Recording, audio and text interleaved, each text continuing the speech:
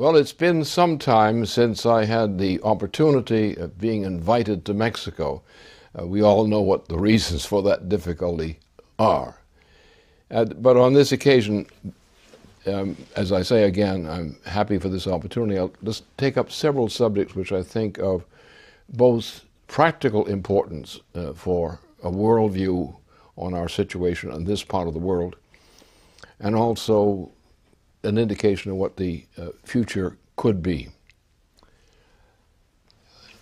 First of all, we are now in a breakdown crisis, an economic breakdown crisis, among other features, as well as a social breakdown crisis, throughout the entirety of the transatlantic system.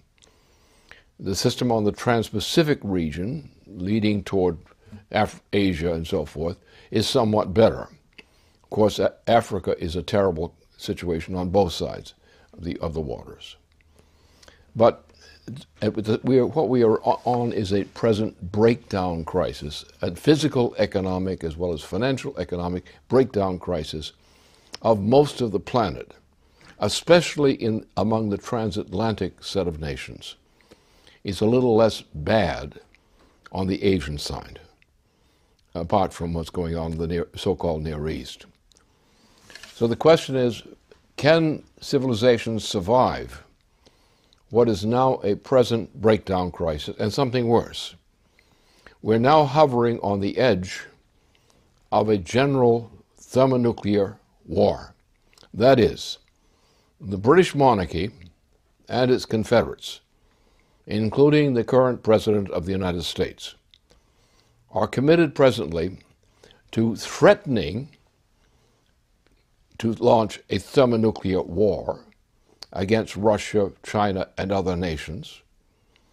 And at a certain point, if they do not succeed in intimidating Russia, China, and other nations into a treaty of intimidation, then the intention is to force the United States, now under the ultimate control of Barack Obama, to allow Barack Obama, on behalf of the British, to unleash the military capability, the thermonuclear weapons capability, largely based in the Pacific, to attempt to utterly obliterate nations of Asia, such as Russia, China, and so forth.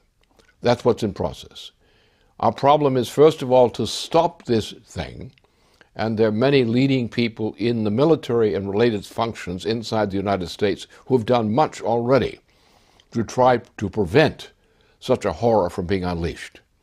Because a thermonuclear war of the type which the British leadership, with control over President Obama, would unleash, would probably bring an extinction threat to the entire planet.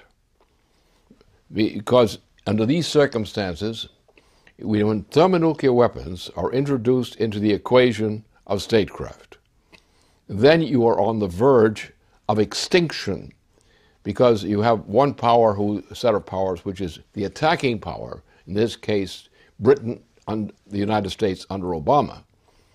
And on the other side you have the Russia and China and so forth, which are also thermonuclear powers, which would mean in logic that there would be a secret, so-called, thermonuclear launch against Russia, China, and so forth from the United States, across the Pacific, and from other sources.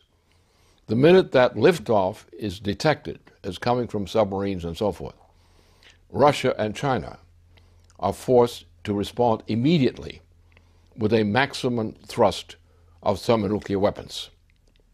And you can guess what that is. So now we have a situation where a few people in Russia, in China, some other countries, and in some of our people in the United States are blocking and have successfully blocked so far a war which is supposed to begin last year, in the late months of last year. And that's what we're now united, those of us who understand this and who are of some consequence and some knowledge, are determined to prevent such a horror as this from occurring. It is possible. I fear that under the Obama administration, which is itself now in trouble, that the launch would be something that mankind might not survive. If it would survive, it would be survival at a terrible, terrible price throughout the planet as a whole. So we now come to the point that reform is not something you propose because it would be a good idea. We've come to the point that reform of a very serious kind, involving cooperation among many nations, and of course including the United States and Mexico, the two countries which we're dealing with right here. These countries must be protected, and the life of these nations must be assured. It's my hope, and it's a realistic hope, that we might avert this problem. But on the other side, we have, apart from the general breakdown crisis, an economic breakdown crisis, a physical economic breakdown crisis, as a financial breakdown crisis. Europe is about to collapse. It's about to disintegrate, Western and continental Europe and Central. It's on the process of disintegration. But all these problems are soluble. Let me indicate what is typical and relevant. First of all, we know that the fate of Mexico is largely determined by what happens inside the United States, and from the opposite side from certain forces in Europe. What we can do on the economic side is we have the ability to, despite the Great Depression, which is throughout the transatlantic region, despite the great dope traffic, which is destroying civilization throughout the entire transatlantic system, we have programs which we're ready to put into effect right now. And my associates and I are a significant factor in this policy making. And our intention is, for example, one case. All of you who are senior in terms of Mexico's history know that there was once a commitment, as long as President John F. Kennedy was alive, and somewhat later, a commitment to launch a project called NAWAPA. This would take the entire water management system of Canada, the United States, and northern Mexico, and bring them together under a great water management system, which obviously would solve a great problem, as in the northern part of Mexico, where the need for the development of a water system is not only possible, but feasible. And the establishment of NAWAPA, which I'm committed to having launched now, would be a key to that solution. Eliminate the drug problem, launch projects such as NAWAPA as cooperative projects on the northern part of the Americas, and the extension of that into cooperation with other regions of the world. And we have the essential prototype of a basis for going now to the kind of recovery for which I hoped and worked for back many years ago in Mexico. So therefore we have a terrible situation, and we cannot just talk about nice things, because there are terrible things in reality coming down upon us. And therefore we have to take those things into account seriously without trying to evade them, because they are horrors that can mean the extinction of civilization, if not of mankind. We also have something to supplement that. We're on the verge in the development of technology that we have the potentiality now of realizing a project which is already defined. It is possible in some time within the reasonable future of a generation or two. It is possible within that time frame to have launched a method of transport of human beings from the moon to the planet Mars, and to complete that voyage within 1 week through the use of thermonuclear fusion as a power drive. This is the old Einstein dream of being in control of space and time. This is now becoming feasible. It's within reach if the effort is made to mobilize those forces. Such a mobilization would change the entire world. We would finally go into what has been postponed for a long time. The possibility of development of advanced technology, which had existed at the beginning of the last century, before World War I. That potentiality, that scientific potentiality, has now progressed slightly as potentiality. We're now talking in science, We're talking about space defense, because the planet Earth is being always threatened by an asteroid of sufficient size, which crashing into the northern part of the planet Earth could extinguish human life on Earth with just one blow.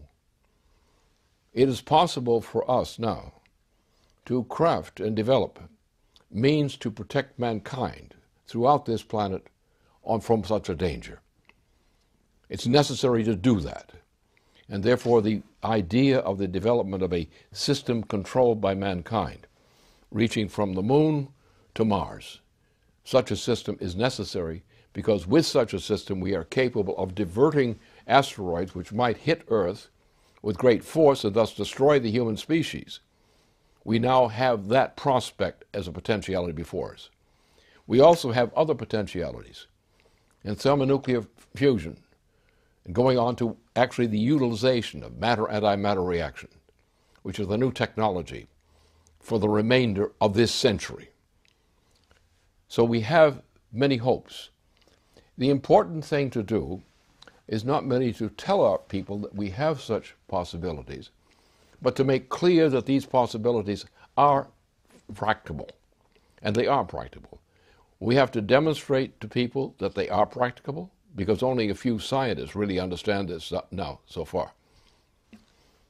But that we, by taking the initial steps, like for example, the completion of Nawapa, which will probably take 30 years to complete. This would include all of northern Mexico, which is water deficient. And that whole area of Mexico would become then, as a byproduct of Nawapa and related projects, would now become a area of development beyond the dreams of most people in Mexico today. And that is the moral responsibility of the United States to cooperate with Mexico in the achievement of such developments. And that means cooperation with Canada. But it means more. It means extensive cooperation with the similar kinds of technologies throughout the Trans-Pacific region, going into all the countries on the other side of the Pacific Ocean and beyond. So these are the two great things to consider. The danger to humanity, which is increasing now, and the hope for humanity, which if we are successful in our effort, we will make possible, make real in the time to come. I would say on the question of timing, I'm fairly good at forecasting, but that is not predicting.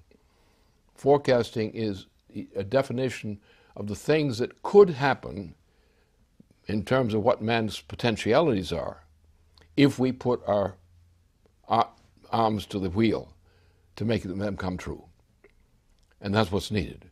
We need a new conception of cooperation. One very important thing that we in the United States, and particularly my part of the United States, are doing, we're now at a point where we are capable of defeating what is the great financial threat to civilization for most of the world, but especially the transatlantic region. Under the present economic system of the United States, Mexico, South America, and so forth, it is impossible for civilization to survive. It is necessary to make a fundamental change in the monetarist policy, from the monetarist policy which has brought us into this current mess. What is required for that specifically is the development of technologies such as that of Nawapa, but also we need to eliminate the cause of the crisis. The cause of the transatlantic crisis in particular is the present world monetarist system, the transatlantic monetarist system. Under the continuation of what is called the London and Wall Street system of economy, the situation of the people of the United States, of the entirety of the Atlantic region, is hopeless.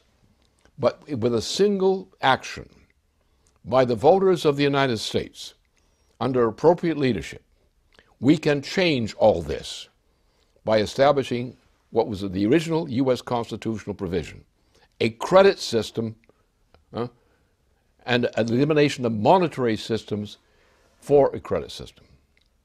That measure would by itself enable the United States, even now, to launch a change in policy which would open the gates for a general revival of economy and of civilization, or civilized forms of life.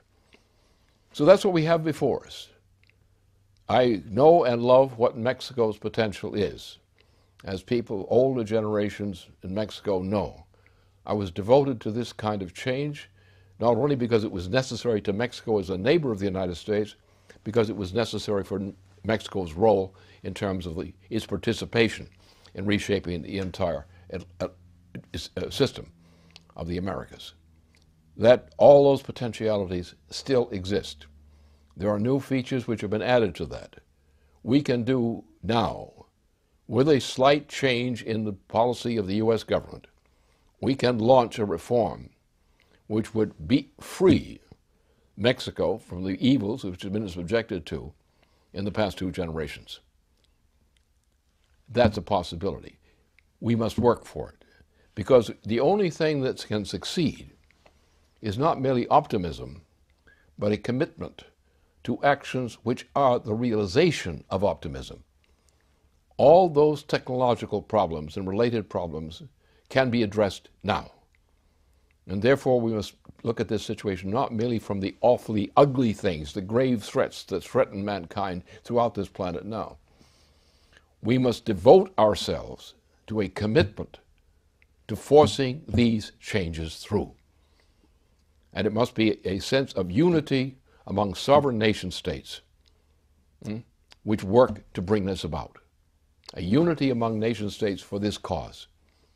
And the evils which have descended upon the people of the United States, and on Mexico in particular, these evils can be conquered.